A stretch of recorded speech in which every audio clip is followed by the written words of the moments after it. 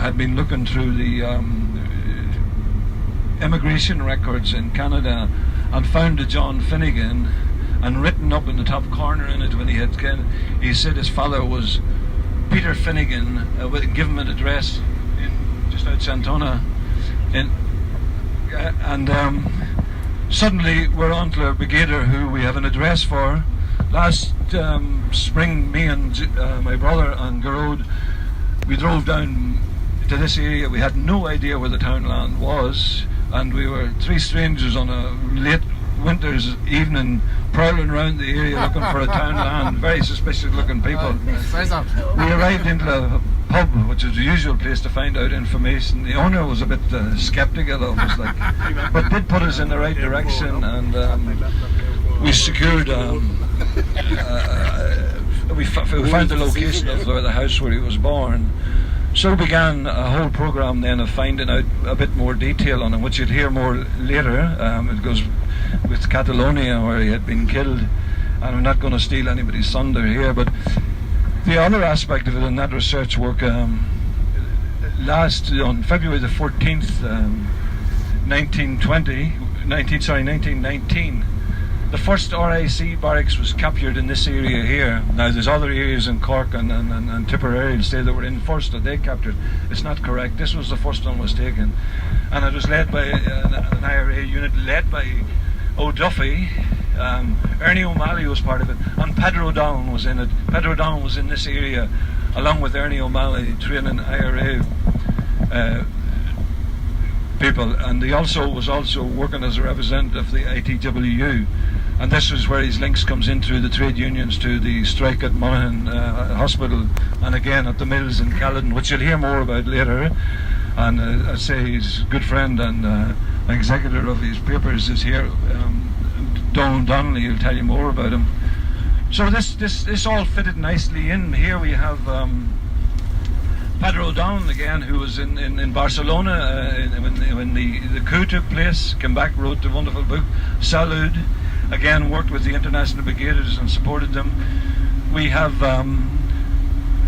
as I say, we have O'Duffy again, and he's from this area here. The house is intact. His brother died 1955. The house is virtually like it was left. Something's hanging on the wall. The wallpaper is still hanging on the wall yet. It's in this valley here. And as I say, Peter Finnegan, you'll hear more later in Cardiff talking about him, but as I say, his father. But now I'm looking at records. Like that one, I mean, it's an amazing thought of 100 years ago, seeing things that, I suppose, I mean, that picture of no surrender on one side and a red flag on the other. And I suppose it's those things in our history that surprise us, that aren't quite the accepted narrative, that can give us some inspiration. I suppose the other thing, just from hearing emotionally reacting to that, is there's a heartbreaking side to it all. The poverty, the sectarian violence, the divisions, things that have kept us apart, which shouldn't have kept us apart. Three things I want to mention: historical, theological, practical. Historical, I suppose, as a Presbyterian minister, there have been times in our history where we have been together. You know those, the United Irishmen. The fact that Presbyterians were known as blackmouths and dissenters, and the blackmouth comes from eating blackberries because they couldn't afford to eat anything else. And the idea that under the penal laws, both Presbyterians and those from the Catholic community, Roman Catholic community, were all discriminated against. In the 19th century, history is a very different history, of course, from the earlier history, but there was that in our history. Also, the one about J.B. Armour, who was a Presbyterian minister up in Ballymoney, was one of the main people who fought for land rights and gave people hope for the future, and is still highly respected in that part of the world. The second point I want to make is theological as a Christian minister, and there's two things that was mentioned. Fergal's great point there about a better world is possible. Now, I remember I studied theology in Aberdeen, and one of my lecturers was a guy called Chris Wigglesworth. He came from a communist background into ministry. And he made the point that Karl Marx's background was Jewish background. And he always thought of history not as a circle, just things going around, going from bad to worse and spiralling, but as a line. And that's classic Jewish thought, that God's creation, God's new creation. And in that sense, we are moving. And both Christians and Marxists hold that in common, so do Jews, that we are moving towards a better world. And you can move with all sorts of partners towards that better world. The second point is, this is a bit of Presbyterianism. John Calvin was the first theologian of Presbyterianism. And he analysed the current powers, which was, in that stage, the Catholic Church. And he didn't have much good to say about the Pope. And he didn't use very politically correct language. But the point that he was making wasn't so much about doctrine. It was about church organisation and who held power. And what he was saying about the Pope was that he might be a very good Christian, but he's unaccountable. And you shouldn't put anybody in this world in a position where they're unaccountable. It doesn't make them into better people. Do you get what I'm saying? Yes. Now, the way that Presbyterianism has developed within Ireland has been very much as a counter-identity to this huge worldwide thing called the Catholic Church. But that is not the way Presbyterianism has developed in most parts of the world. There isn't that sectarian problems in most parts of the world. And in 2004, I was at a conference of World Presbyterians in Ghana. And there you see a totally different perspective, because what they're saying is they don't like things that are unaccountable. And so they searched to see who is, if you like, the Antichrist today. Who is the people who are unaccountable? And what they said was, these are the World Bank, the multinationals, the people who don't live even in a democracy where you can get rid of them. And it's become godlike. And since particularly the 1970s, 80s, when Thatcher, Reagan deregulated, it has meant that the markets don't have any laws to keep. And we should have seen that, of course, coming. They, in 2004, predicted, sitting under a tree in Ghana, that exactly what happened 4 years later, that there would be a crash. Now, so in that sense, there's a sense in which all economies all have to be to somehow regulated, and there has to be that sense of accountability. Final point is practical. I suppose for Christian churches, we can't just analyse, we can't just talk, you have to walk the walk as well. And that's a particular challenge for how we walk the walk when there are so many people who are living in poverty. I didn't think I would see the day, to be here today in Caledon, to share, talk with Tommy, etc. That wasn't something I predicted. That's really good. On the other hand, there are things today that are not really good. I mean, did you think you'd see the day where you needed food banks? That's not good. But so on the other hand, to sit back and let people starve and not have food banks, that'd be even worse. And if you look right across, certainly in the United Kingdom, the main provider of food banks are a Christian organisation called the Trussell Trust. And they've set up food banks right across, and in fact one in Armagh, which is highly used. And every year when I talk to them, what they're saying is, at the beginning, the churches were very good. They provided all these cans of food, etc., but they weren't needed so much. Now they need more and more and more. And can I suggest that that's a way? It's great to see St. Vincent de Paul work with them. It has been something that has become more and more cross-community.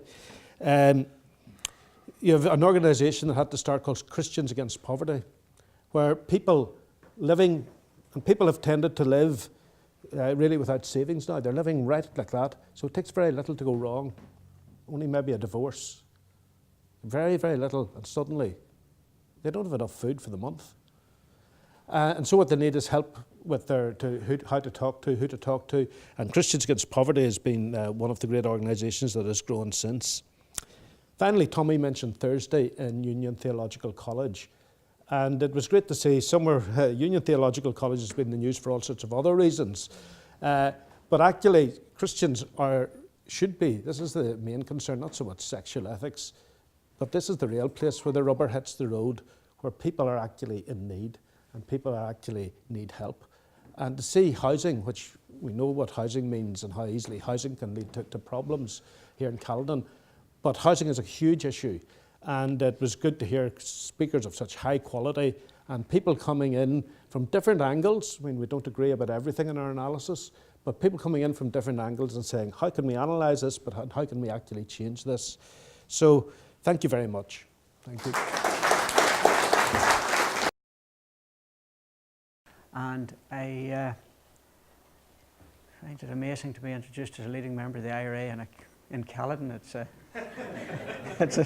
a step forward. And could I just emphasise that it's former, in case there's any policemen about. Listen, I imagine when Fergal was coming to an end there, he mentioned the fact that a better world is possible. And I think that's what we have to keep in mind, that a much better world is possible. Okay. I'll just step up. Okay.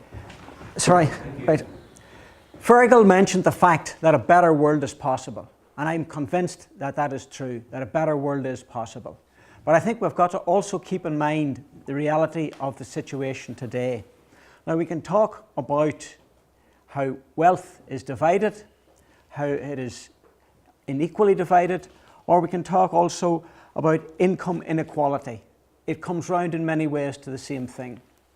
And about a year ago, I was in Belfast with a group from Switzerland. We were coming down from the university back. We wanted to walk down the Sandy Row. But as we stood there on Sandy Row, the end of Sandy Row was come down from University Street. It was a Sunday morning.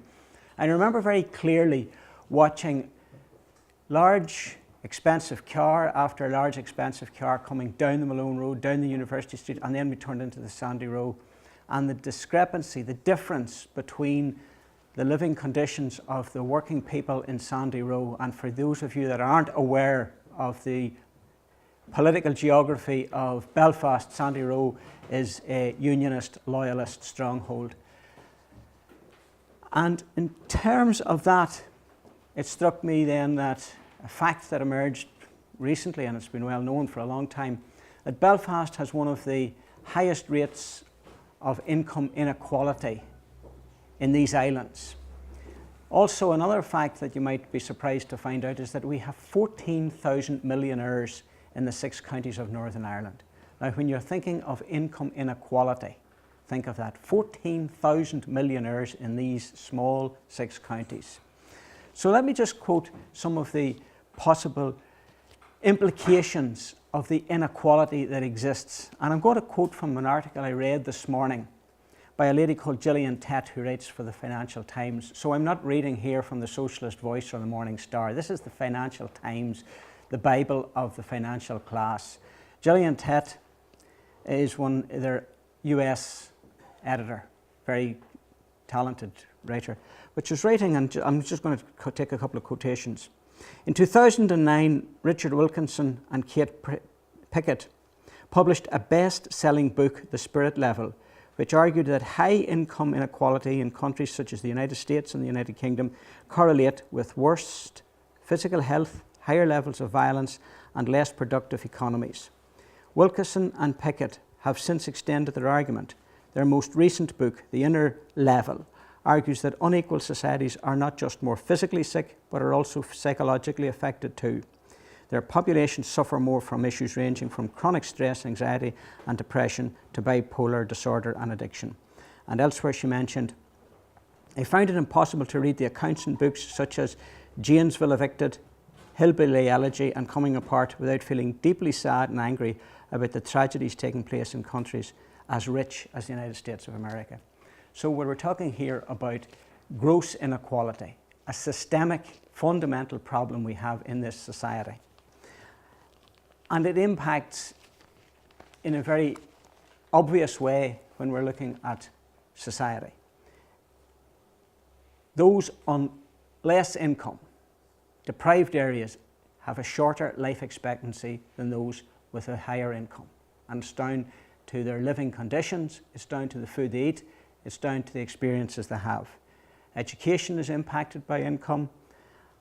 housing, and this is something that we talked about, and this is where I want to talk and mention the fact that we have the ability, as O'Donnell and others identified a century ago, we have the ability to come together to build a better world, even in this contentious area that we're in. Last Thursday, in Union Theological College, and we're very privileged to have access to Union Theological College, which is the Presbyterian Church in Ireland's Theological College here in Ireland, actually, hosted by the Professor Stafford Carson to examine the housing issue. And something struck me very forcibly. It was a piece by John Kyle, PUP councillor for East Belfast. And John talked about the fact that there's now an excessive amount of private rental accommodation being forced upon particularly young couples. And John mentioned the fact that the condition that those houses are in is appalling. Back to what we would have expected in Victorian days or in the beginning of the 20th century in Belfast, or particularly the tenements in Dublin, where there is dampness, where there's mildew, with all the impact that that will have on people's health. We're very likely to see a recurrence of the disease we thought we had eradicated 20, 30, 50 years ago, tuberculosis. Tuberculosis and other ailments come from living conditions, poor diet. We are going backwards rather than forward. But having said that, there is the ancillary problems that come from these areas where people are deprived, where I'm talking about. And the experience I mentioned at the start, the Sandy Row, young people in the Sandy Row watching those Porsches and sporting Mercedes and BMWs driving down into the city that they cannot access. The condition that this is liable to cause.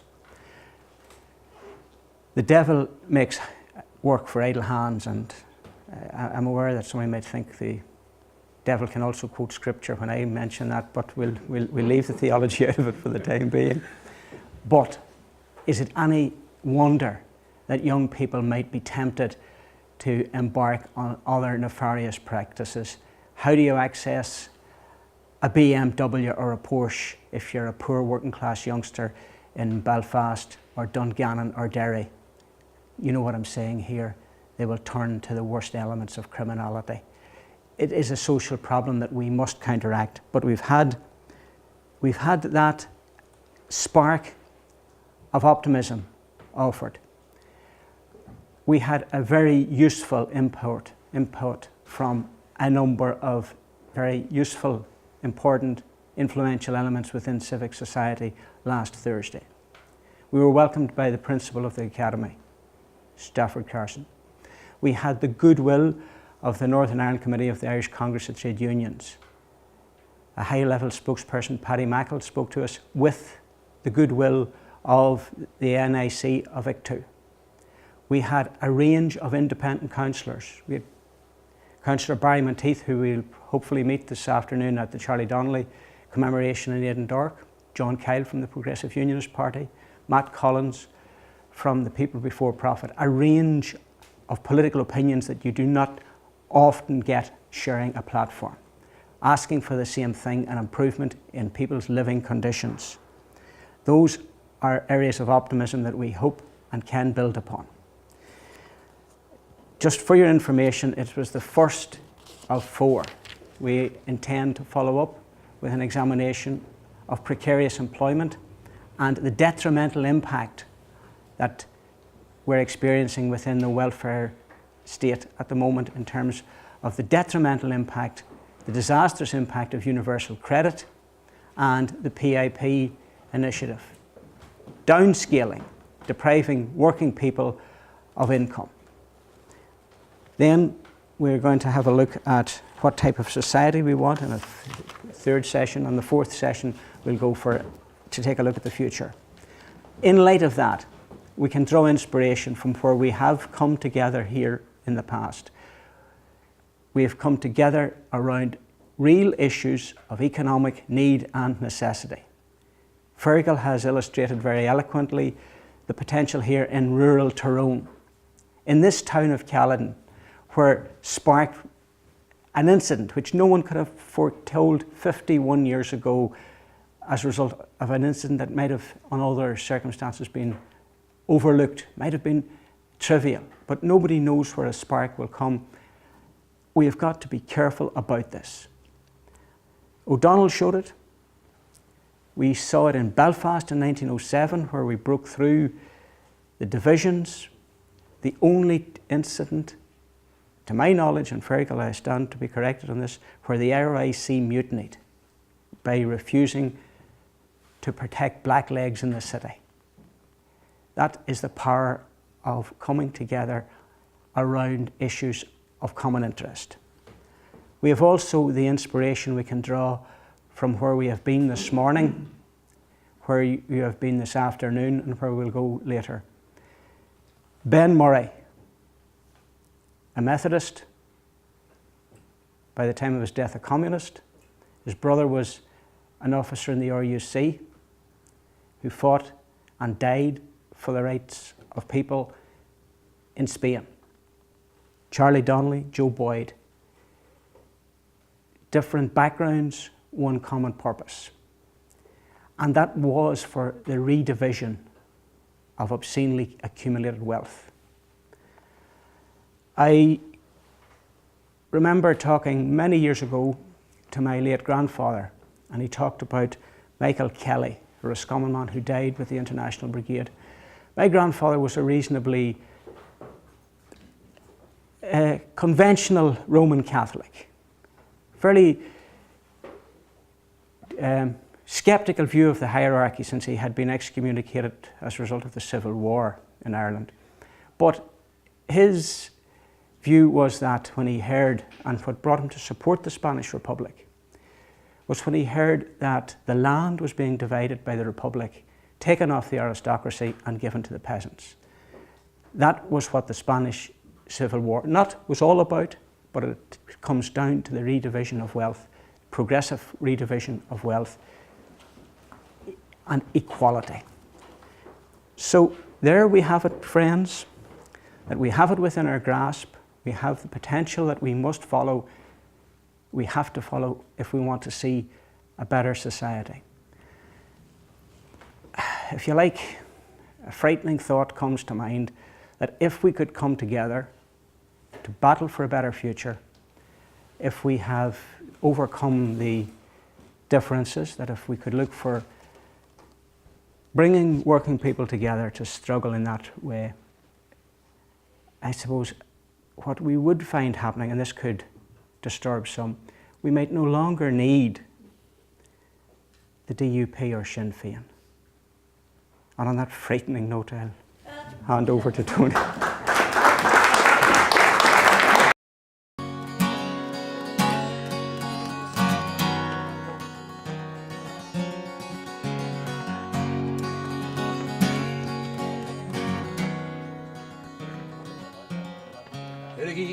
Alak the crisis world.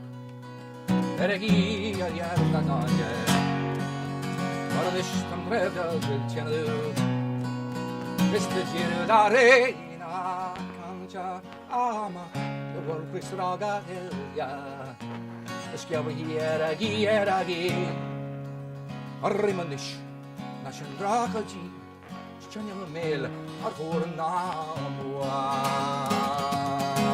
And this a carja tagilya, Dunkalu, Jerry Freeware, Tiena, the Jornation, a Kennedy, and this a carja tagilya, Dunkalu, Jerry Freeware, Tiena, the Jornation, Kennedy.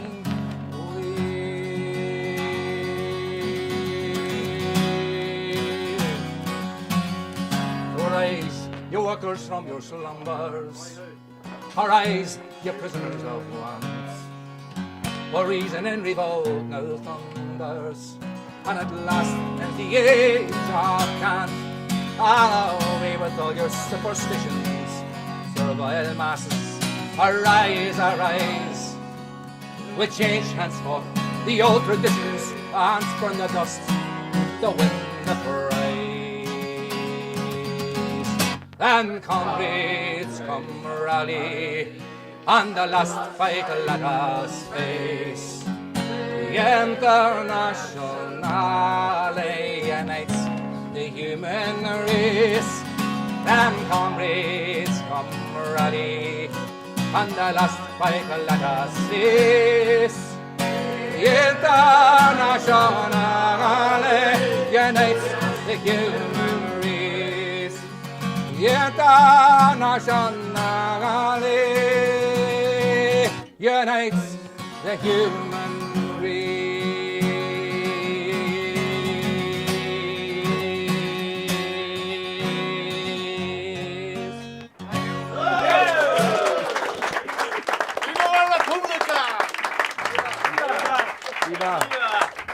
Go Pastoran.